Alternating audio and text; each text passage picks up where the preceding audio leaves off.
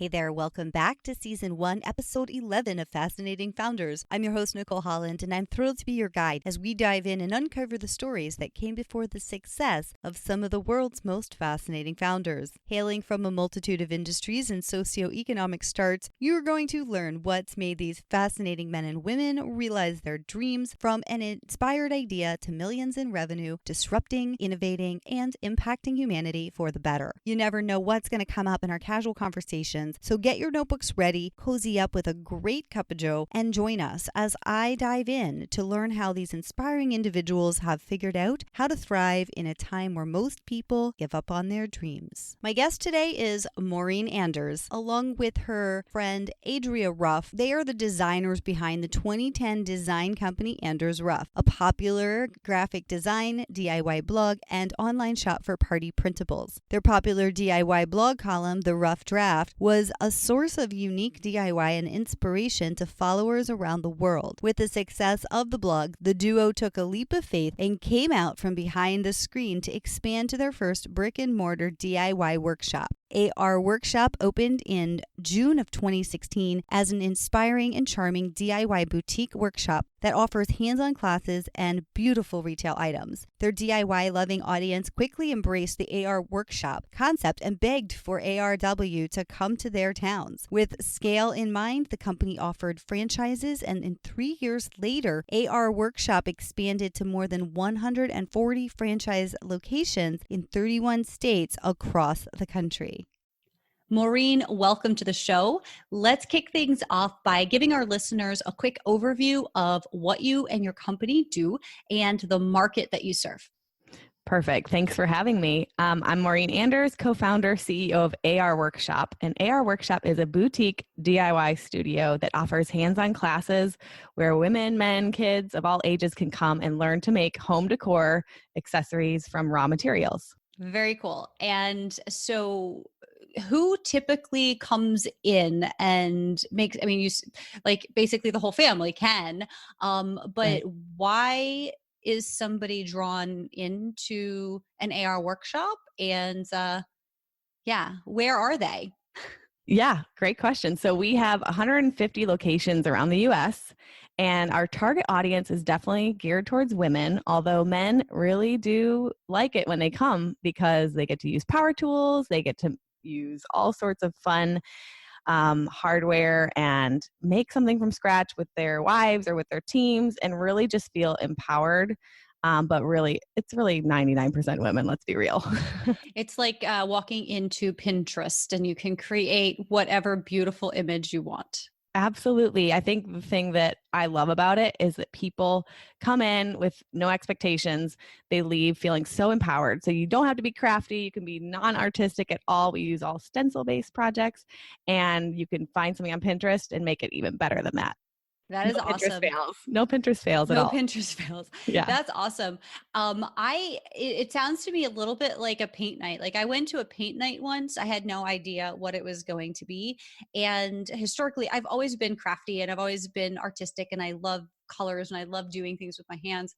But I always struggled since I was a very young child. Always, whenever I tried to paint something that actually looked like something, I'm great at abstract, but painting something that actually looks like something has never been my strong suit. And I went to this paint night thing, and literally they would just tell you, okay, make a circle about from this size to this size and do this and do this. And at the end, it was like, oh my gosh, I have a real picture that I'm proud of. And it sounds like that's the same thing where if somebody wants to make something for their home, they've seen something beautiful, or they have a concept that they want to have in their home, that you guys like walk them through it so they don't have to figure out how to do it. Is that sort of what's going on there?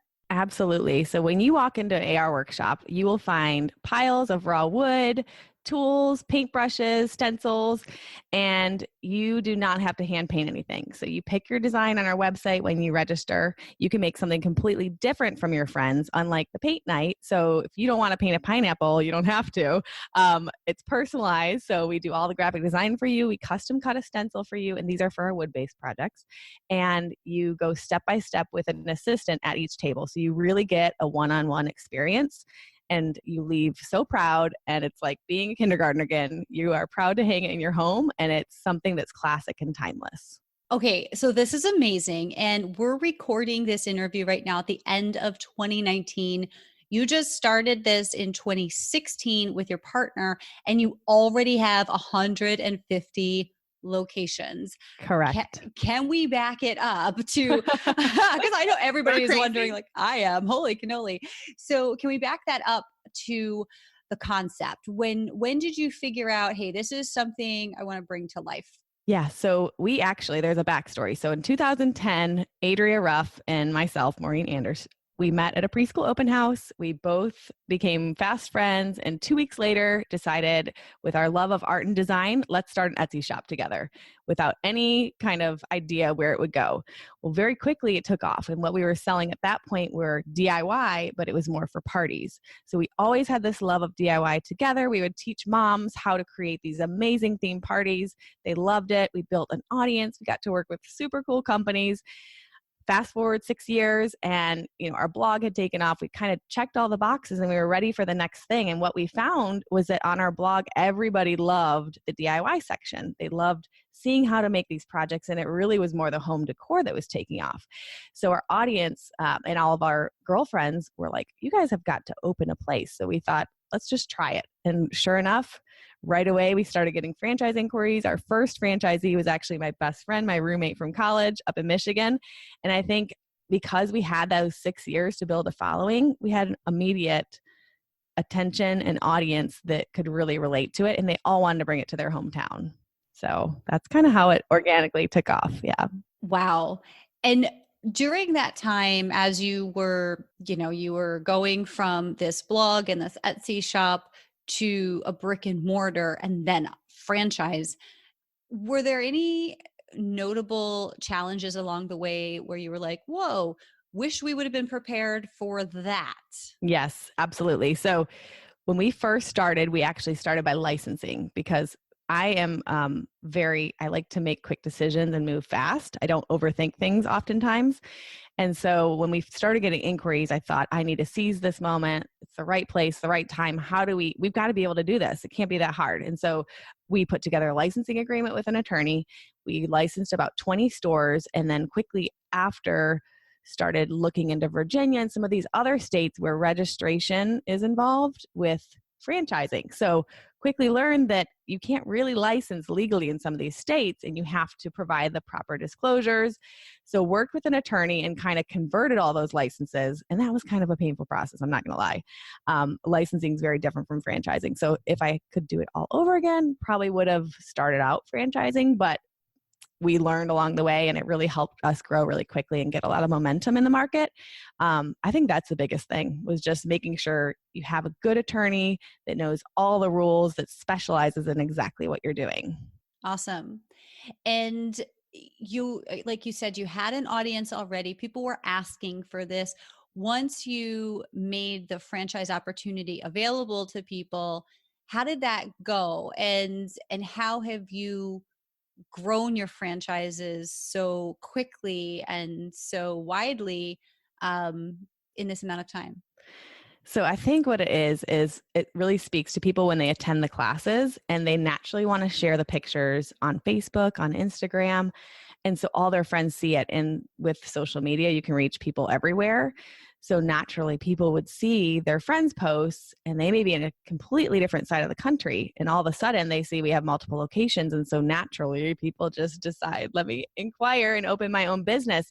And I think we make it really accessible too. We attract very creative people, which don't always have the business side. And so we give them all the tools. It's kind of this turnkey solution, make them feel comfortable. We'll do all the hard work. We'll do the website, the design, all the photographs, the video, and really give them all the tools they need to run their business, and they can just do the creative side. So they literally just find a shop, open it up, and serve and like organize classes and things like that. And then yeah, we do a full training. I mean, it's evolved. So at the very beginning, we didn't have a training binder. We've kind of evolved it over time.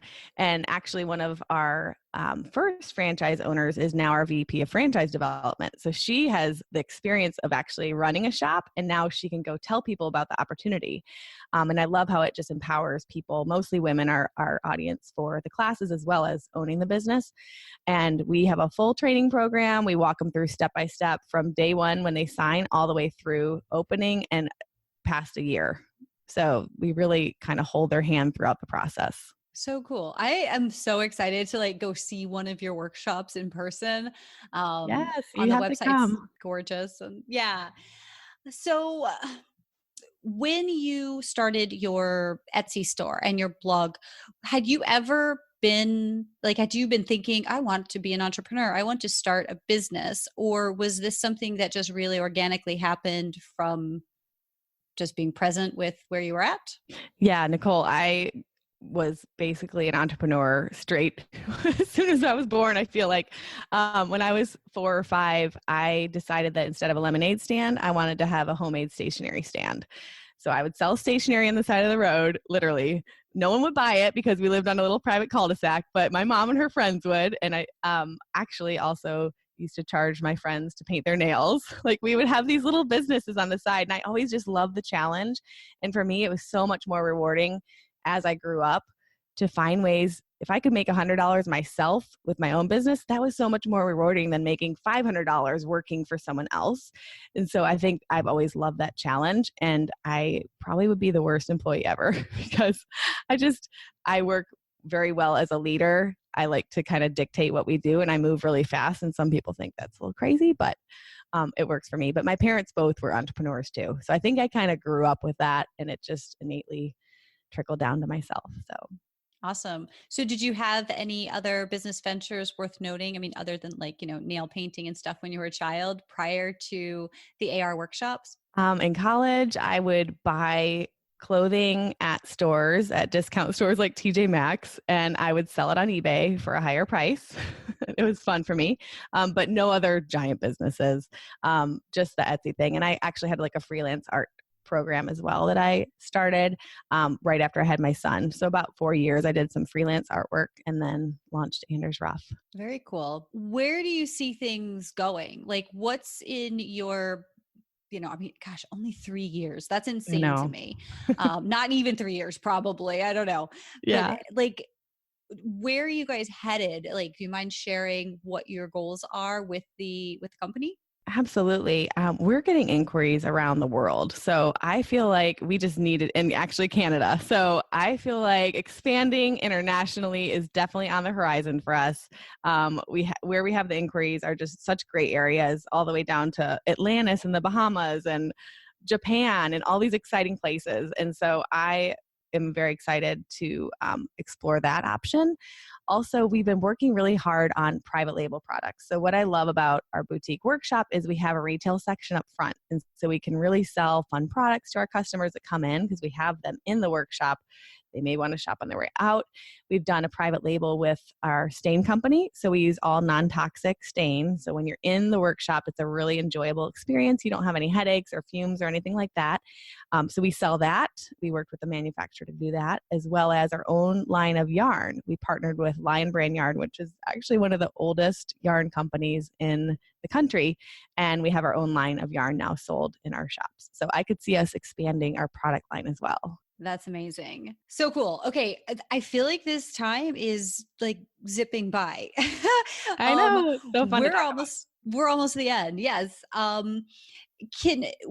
If you could give somebody who wants to follow in your footsteps, who just thinks, wow, this is so inspiring and I'd love to do something like this. And what would be your best tip or takeaway that you can leave them with in terms of how they're thinking, what their mindset is to go about building this sort of empire? I think that a lot of people have a lot of fear. And I think if your passion outweighs your fear, then you're headed in the right direction. And that's kind of for me. Like I always had these ideas and I never really jumped on them. And then if it feels natural, if your gut tells you to go, just go. If you're so passionate about something, timing is everything. I will say that. So if you have an idea, jump on it. What's the worst that can happen? For me, if I wouldn't have done it then, like who knows what I'd be doing now. But I just think you have to seize the opportunity. And that's so easy to say. Another thing is just surrounding yourself with people that are better at certain things than you. So for me, I had to wear so many different hats starting out. And whether it's marketing, social media, design, website, and I wanted to do it all, but then I found myself stretched so thin. And so I really found the best people to take those off my plate, and I can just trust and focus on my unique abilities and the best thing that I'm good at so that they can do the other things that I don't have to worry about. Amazing. And I have a follow-up question to that, because one of the things I have found, especially at the beginning of entrepreneurship and really building a business, for real, not just a side hustle. Not that there's anything wrong with that, but when somebody's diving all in and they're putting every last penny they have and they're putting all of their heart and soul and they're building this baby from nothing, and hoping it takes off as they're, as they're not paying themselves and everybody thinks they're living the dream. I have found in my own journey and also in the journeys of many others I have spoken with that investing in the right supports early on can be very challenging. And that's something for sure. I made a lot of investments in people. There's absolutely no loss. It's always learning. But how did you go about when you identified, I don't want to be wearing all these hats because it's spreading me thin and I'm not able to stay in my inspired space? How did you go about finding the right people and the right resources to help you achieve your goals? I think it happened so naturally for us. Luckily, we had been running Ruff for 6 years. And so we had two other team members along with Adria and myself, and they were already built in. They knew us, they knew our business model, they knew what we were doing, and they naturally just fit into the roles. And of course, we've changed over time. I think the biggest thing is just hiring slow and firing fast. I mean, I've had some people join the team, and I mean, it's not like we fire people every day, but for real, like when you feel like something's off and it's not a good fit, do them a service. You don't want to do a disservice and keep them on the team if it's not a good fit. Move on. And, you just have to keep your ears open all the time, talk to people. Like I said, some of our franchisees become employees. So hire within, for different roles. And that's just been the biggest thing for us. Amazing. So thank you for all of this. This has been great. Where and how can my listeners connect with you, learn more, maybe if they're interested in even finding out about becoming a franchisee, or if they just want to bring their family and check out a workshop? What's the best way? Absolutely. arworkshop.com. You can find all of our locations there, as well as there is the franchise tab at the top. And we're on Instagram and Facebook at Anders Ruff Workshop. Brilliant. Thank you so much. Thank you. Thanks to Maureen for being my guest on today's show and for sharing her founder's journey with us. We've got links for you to connect directly with her and resources that we've discussed, as well as the full transcript of today's episode and more at fascinatingfounders.com. Remember, successful people surround themselves with successful people. Thanks for listening, and until next time, this is Nicole Holland signing off.